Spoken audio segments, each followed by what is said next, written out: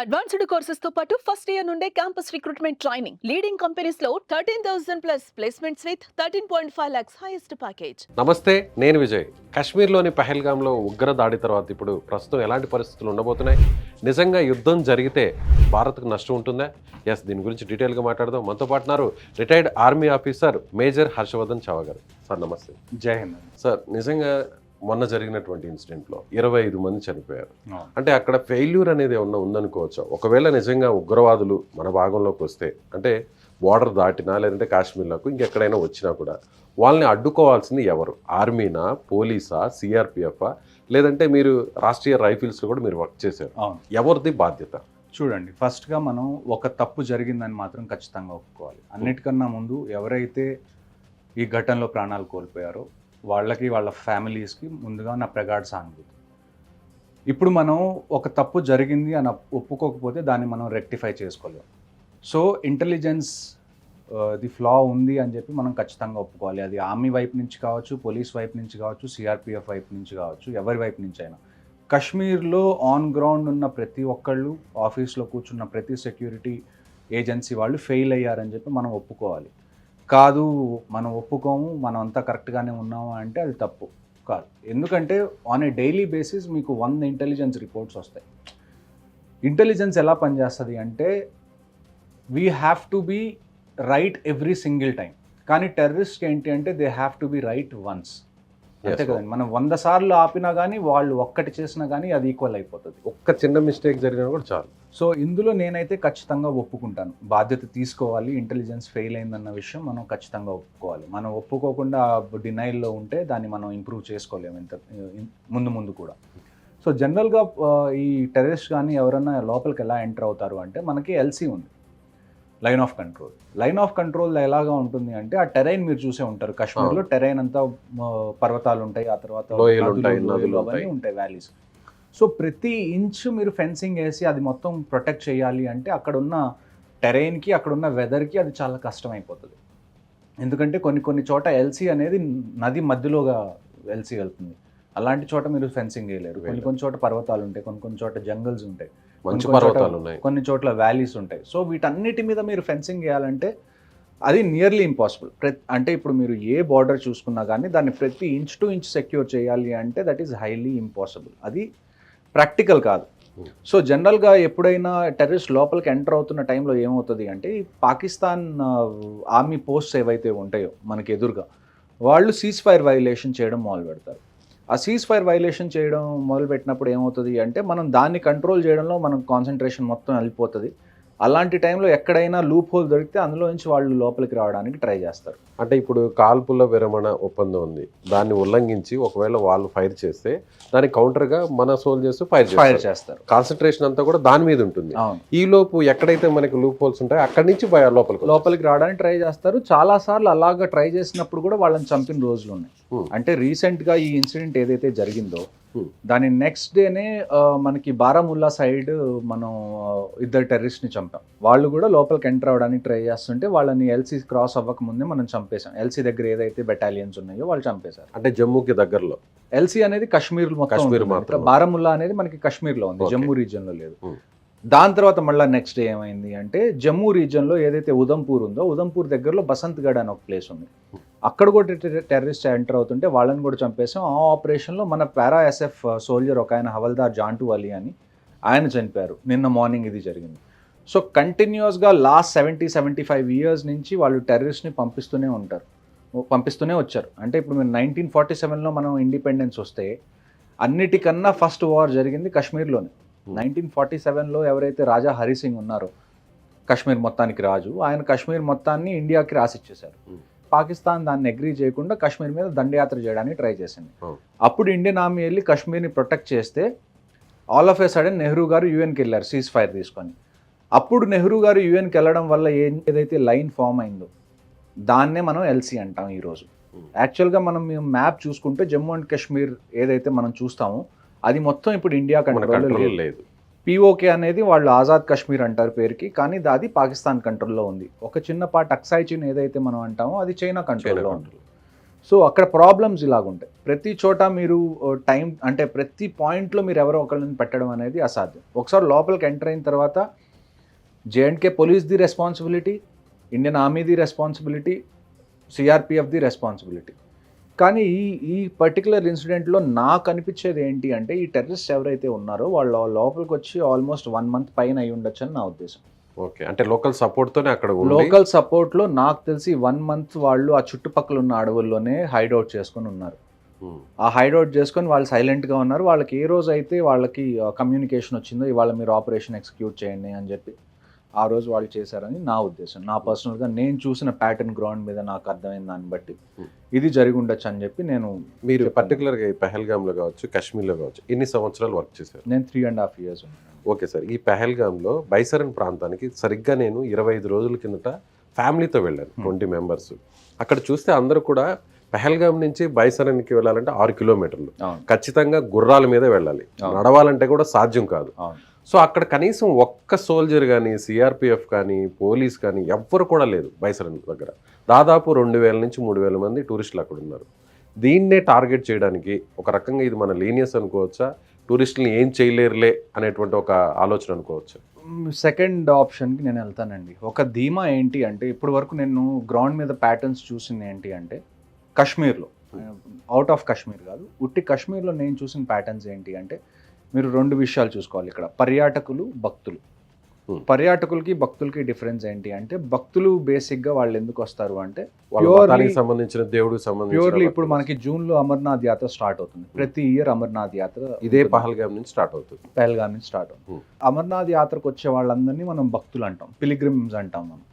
అదే మామూలుగా కాశ్మీర్ తిరగడానికి, కాశ్మీర్ చూడడానికి, రిక్రియేషన్ కోసం వచ్చిన వాళ్ళందరినీ మనం పర్యాటకులు అంటాం, టూరిస్టులు అంటాం. సో పాస్ట్లో ఎవరైతే భక్తులు ఉన్నారో, పిలిగ్రిమ్స్ ఉన్నారో వాళ్ళ మీద అటాక్స్ జరగడం కానివ్వండి, లేకపోతే అమర్నాథ్ యాత్ర ఆపడం కోసం అటాక్స్ జరగడం కానివ్వండి, ఇవి చాలాసార్లు జరిగినాయి.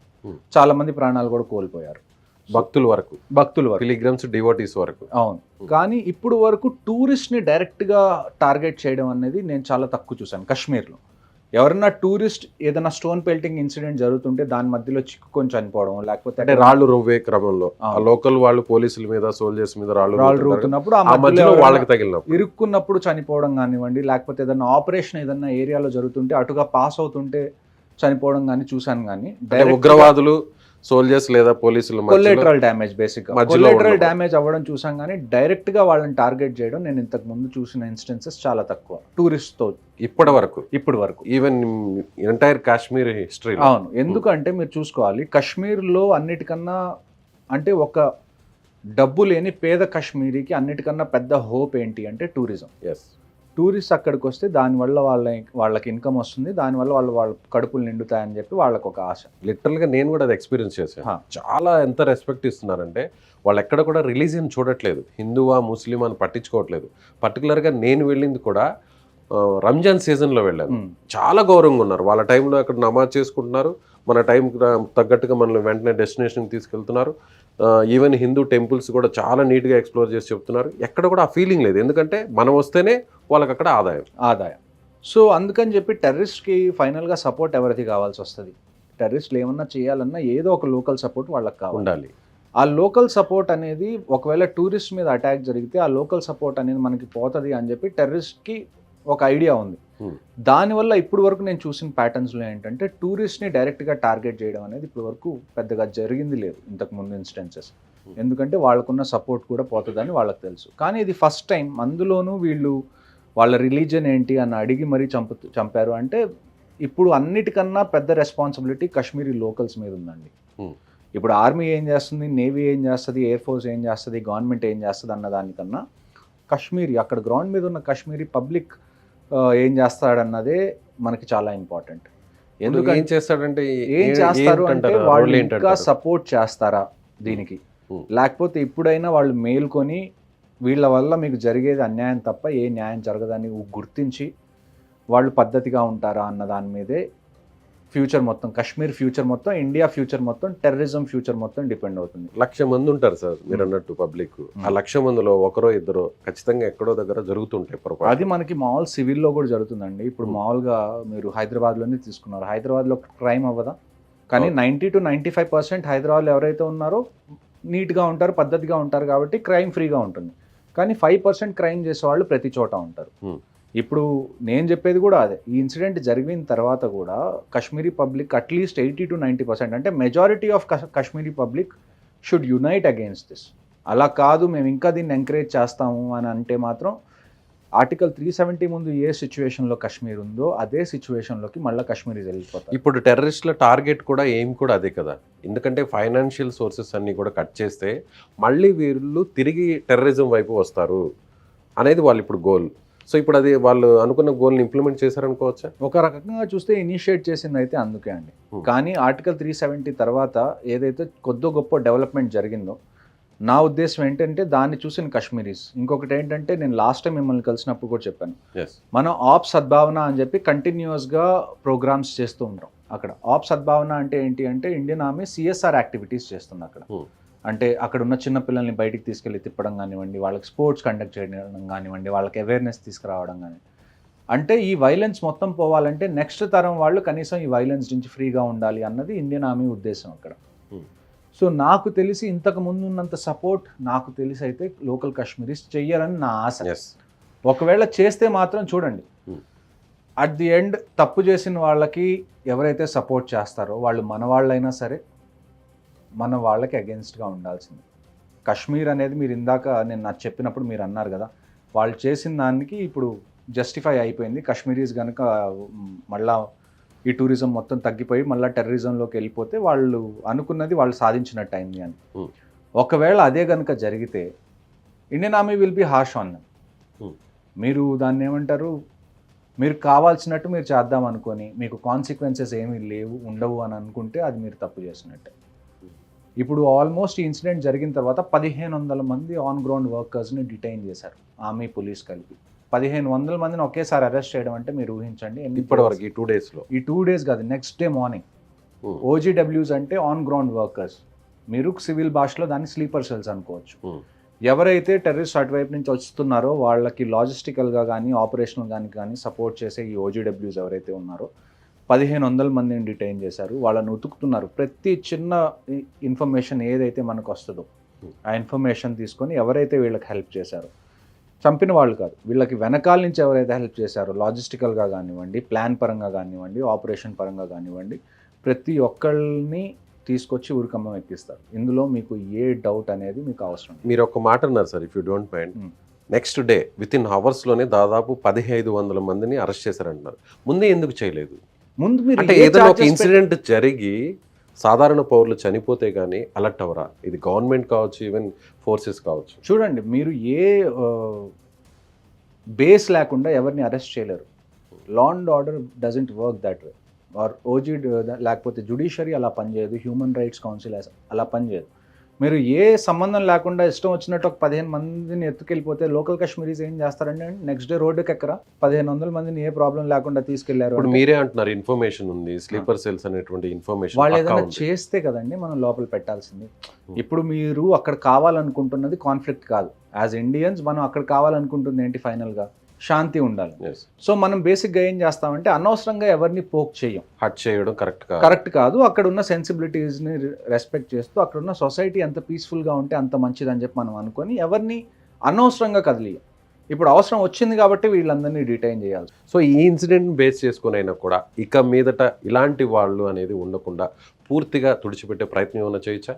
కష్టం అని నా ఉద్దేశం అండి. ఎందుకంటే మీరు పాకిస్తాన్ కానీ POK కానీ చూసుకుంటే అక్కడ మొత్తం 30,000 మదర్సాలు ఉన్నాయి. రిజిస్టర్డ్ నేను చెప్తుంది, అన్రిజిస్టర్డ్ ఎన్ని ఉన్నాయో మనకు తెలియదు. కాశ్మీర్ POK రెండిట్లో కలిపి. కాశ్మీర్ కాదు, నేను కాశ్మీర్ మన వైపు ఉన్న కాశ్మీర్ నేను పక్కన పెడుతున్నాను. Just Pakistan and POK. అక్కడ 30,000 రిజిస్టర్డ్ మదర్సాలు ఉన్నాయి. అన్రిజిస్టర్డ్ మదర్సాలు ఎన్ని ఉన్నాయో మనకు తెలియదు. ఆ మదర్సాల నుంచి ఒక్కొక్క మదర్సా నుంచి ఒక్కొక్కరిని వాళ్ళు ఎంకరేజ్ చేసి జిహాద్కి పంపించినా కానీ at least for the next 100 years వాళ్ళకి కావాల్సిన స్ట్రెంగ్త్ వాళ్ళ దగ్గర ఉంది. దీన్ని ఆపడం ఎలా? దీన్ని ఆపాలి అంటే నేను ఇందాక చెప్పినట్టే army, navy, air force, government ఎంత చేద్దాం అనుకున్నా కానీ at the end the whole responsibility lies with Kashmiri local. వాళ్ళు దాన్ని ఎంకరేజ్ చేస్తారా లేకపోతే వాళ్ళు దాన్ని అగెన్స్ట్గా ఉంటారా అన్న దాని మీదే కాశ్మీర్ ఫ్యూచర్ డిపెండ్ అయి ఉంటుంది, టెర్రరిజం ఫ్యూచర్ కూడా డిపెండ్ అయి ఉంటుంది. ఇంకొక విషయం కూడా సార్, అక్కడ అంతమంది వేల మంది టూరిస్టులు ఉన్నప్పుడు, అంటే మీరు అన్నారు టూరిస్టులు ఏం చేయరు అని, కనీసం ఒక బాధ్యత అనేది ఉంటుంది కదా, పోలీస్ కానీ సిఆర్పిఎఫ్ కానీ వాట్ ఎవర్ ఏదైనా ఫోర్సెస్, అట్లీస్ట్ డ్రోన్స్ ద్వారా అయినా కూడా ఏం జరుగుతుంది అంటే దాదాపు అరగంట పాటు 25 నిమిషాలు అక్కడ మారణహోమం చేస్తుంటే మీరు చెప్పింది ఖచ్చితంగా కరెక్ట్ అండి. ఇప్పుడు మీరు బైసారాన్ని చూసుకున్నా కానీ మీకు ఆల్మోస్ట్ ఎంత ఫిట్ మనిషి ఎక్కడానికి వెళ్ళినా కానీ it will take at least 1 hour. 1 hour పడుతుంది. హాఫ్ అన్ అవర్లో మీరు ఏదన్నా వెహికల్ ఉన్నా, లేకపోతే అవి 4-wheel వెహికల్స్ ఉన్నా కానీ, లేకపోతే ఏదన్నా గుర్రం ఎక్కి వెళ్ళాలన్నా కానీ హాఫ్ అన్ అవర్ అయితే మీకు మినిమం టు మినిమం పడుతుంది, నో డౌట్ ఇన్ ఇట్. కాకపోతే ఒక మైండ్ సెట్ ఎలాగుంటుంది అంటే, ఏవైతే టూరిస్ట్ ఏరియాస్ ఉన్నాయో అక్కడ టూరిస్ట్ని ప్రశాంతంగా ఉండనిద్దాం, వాళ్ళని ఇబ్బంది పెట్టకుండా అన్న ఒక ఉద్దేశంతో, ఇప్పుడు మీరు గుల్మర్గ్ కూడా వెళ్ళారు, అక్కడ కూడా మీకు కొద్ది తక్కువే కనపడతారు, తక్కువే ఉన్నారు. ఎందుకంటే ఇది ఒక అన్సెట్ రూల్. కొన్ని ఉంటాయి కదండి, కొన్ని కాన్ఫ్లిక్ట్స్లో మనం ఎలాగా ఉంటాం, ఆడవాళ్ళని, పిల్లల్ని, ముసలి వాళ్ళని మనం టచ్ చేయకూడదు. ఇది ఒకళ్ళు చెప్పాల్సిన విషయమా? ఇది బేసిక్ రూల్. ఒక మనిషిగా ఉన్న ప్రతి ఒక్కడు కూడా అది మానవత్వంలో ఉంటుంది, ఒక బేసిక్ రూల్. సో అలాగ మనం అనుకునే ఈ ఏవైతే టూరిస్ట్ ఏరియాస్ ఉంటాయో, అంటే నేను ఇందాక చెప్పాను అమర్నాథ్ యాత్ర టూరిస్ట్ స్పాట్ కాదు, అది పిలిగ్రిమ్ స్పాట్. అక్కడ మీకు కంటిన్యూస్గా 24/7 అమర్నాథ్ యాత్ర స్టార్ట్ అయ్యే 2-3 నెలల ముందు నుంచే మీకు అన్ని ప్రిపరేషన్స్ జరుగుతాయి, చాలా టైట్గా సెక్యూరిటీ ఉంటుంది. ఎస్, నేను చూశాను. అంటే ఇప్పుడు అమర్నాథ్ యాత్ర స్టార్ట్ అయ్యేటువంటి బేస్ క్యాంప్ ఏదైతే ఉందో అక్కడి నుంచి పెహల్గామ్కి జస్ట్ ఒక 2 kilometers మాత్రమే ఉంది. అక్కడి నుంచి బైసరన్కి ఒక 7 kilometers ఉంది. అక్కడ ఆర్మీ ఉంది, ఆర్మీ సిఆర్పిఎఫ్ ఏదో ఫోర్సెస్ అయితే లోకల్ పోలీస్ ఉన్నారు, కానీ ఇక్కడ మాత్రం లేరు. అదే చెప్తుంది మీకు, ఏవైతే టూరిస్ట్ స్పాట్స్ ఉంటాయో అక్కడ మనం చాలా తక్కువ మందిని పెడతాం. జనరల్గా అది జేఎండ్కే పోలీస్ అక్కడ లా అండ్ ఆర్డర్ చూసుకుంటుంది. ఎందుకంటే టూరిస్ట్ పోలీస్ కూడా లేరు సార్. ఈవెన్ ఈ బైసరన్ ప్రాంతంలో, ఈ బైసరన్ గురించి నాకు తెలిసిన విషయం ఏంటి అంటే, అది ఎంత కరెక్టో ఎంత తప్పు నాకు తెలియదు, కానీ నాకు వచ్చిన రిపోర్ట్ ప్రకారం ఏంటంటే ప్రతి ఇయర్ ఈ బైసరన్ అనేది ఏదైతే ఉందో ఇది జూన్లో ఓపెన్ చేస్తారు. ఈసారి వీళ్ళు ముందే ఓపెన్ చేశారు, సెక్యూరిటీ ఫోర్సెస్కి ఇన్ఫర్మేషన్ కూడా ఇవ్వలేదని చెప్పి నాకు తెలిసిన ఇంటెలిజెన్స్. ముందే ఓపెన్ చేశారంటే గవర్నమెంట్ అక్కడ ఏదైతే అఫీషియల్స్ ఉన్నారో, ఆ బైసరన్ ఎవరైతే సివిల్ అఫీషియల్స్ చూసుకుంటున్నారో వాళ్ళు ముందే ఓపెన్ చేశారు ఈసారి అని చెప్పి ఒక ఇన్ఫర్మేషన్ ఉంది. కానీ మనం ఎన్ని రీజన్స్ ఇప్పుడు అనుకున్నా కానీ తప్పైతే జరిగిపోయింది, బాధ్యత అయితే తీసుకోవాలని మాత్రం నేను ఖచ్చితంగా చెప్తాను. ఫైనల్గా చెప్పండి, ఇప్పుడు ఈ టెర్రరిస్టులు ఎవరన్నా వస్తున్నారన్న సమాచారం ఎవరికి తెలుస్తుంది? ఒకవేళ తెలిస్తే ఎవరికి షేర్ చేస్తారు? ఎవరు అక్కడ ఫోర్సెస్ ఆపరేషన్లో దిగి వాళ్ళని మట్టు పెడతారు? చూడండి, ఎల్సీ దగ్గర నుంచి టెర్రరిస్ట్ ఎంటర్ అవ్వగానే మనకు తెలిసిపోతుంది, ఈవెన్చువల్గా పోలీసు ఇంటెలిజెన్స్ కానీ తెలిసిపోతుంది. సో పోలీస్ ఏదైతే ఉందో, J and K police, they are very professional ఈ విషయాలు, టెర్రరిజం విషయంలో. సో వాళ్ళని కంటిన్యూస్గా ట్రాక్ చేస్తారు, ఎవరైతే వాళ్ళ ఇంటెలిజెన్స్ ఉందో వాళ్ళు మొత్తం యూజ్ చేస్తారు. ఆ తర్వాత వాళ్ళు ఎక్కడైతే పిన్స్ దొరుకుతాయి, మాకు కొన్నిసార్లు వాళ్ళు ఎక్కడన్నా దాక్కున్నారనుకోండి, పిన్ పాయింట్స్ దొరుకుతాయి, వాళ్ళు ఏదైనా మొబైల్స్ కానీ ఏమన్నా యూజ్ చేస్తున్నా, శాటిలైట్ ఫోన్స్ కానీ ఏమన్నా యూజ్ చేస్తున్నా కానీ మాకు ఆ పిన్ పాయింట్స్ దొరికితే వాళ్ళు ఎక్కడున్నారు ఏంటి అని. దాన్ని బట్టి ఇండియన్ ఆర్మీ, జేఎండ్కే పోలీస్, అది ఏదైతే ఎస్ఓజీ అంటాం మనం, స్పెషల్ ఆపరేషన్స్ గ్రూప్ అని, ఇవి వెళ్ళి అక్కడ వాళ్ళతో ఆపరేషన్ చేస్తుంది. ఆపరేషన్ చేసి టెర్రరిస్ట్ని చంపుతుంది. Most of the time it's a combined operation. అంటే చాలా తక్కువ టైం ఏంటి అంటే ఒక ఏజెన్సీ వెళ్ళి ఆపరేషన్ చేస్తుంది. అంటే ఇంకొక విషయం ఏంటంటే, కాశ్మీర్లో ఏ ఆపరేషన్ చేసిన ఆర్మీతో పాటు పోలీస్ రెప్ అనే వాళ్ళు ఉండడం చాలా కంపల్సరీ. ఆర్మీ లోకల్ ఇన్ఫర్మేషన్ కూడా వాళ్ళకు, లోకల్ ఇన్ఫర్మేషన్ కూడా కావాలి, and at the same time లోకల్గా ఏం జరుగుతుంది అన్నది కూడా వాళ్ళకి తెలియాలి. కాబట్టి పోలీస్ రెప్స్ అనేది ఖచ్చితంగా ఇన్వాల్వ్ అవుతారు ఆపరేషన్లో. కొన్ని చోట్ల సిఆర్పిఎఫ్ ఏవైతే కోబ్రా బెటాలియన్స్ ఒకప్పుడు నక్సలైట్స్, యాంటీ నక్సల్ ఆపరేషన్స్ చేసేవో వాళ్ళని కూడా నేను రాష్ట్రీయ రైఫల్స్లో ఉన్నప్పుడు కాశ్మీర్లో దింపారు. సో మేము కొన్ని operations జేఎండ్కే SOG, CRPF cobra units, cobra commandos ఎవరైతే ఉన్నారో వాళ్ళతో కలిసి చేసే ఆపరేషన్స్ కూడా చాలా ఉన్నాయి. Main responsibility Rashtriya rifles.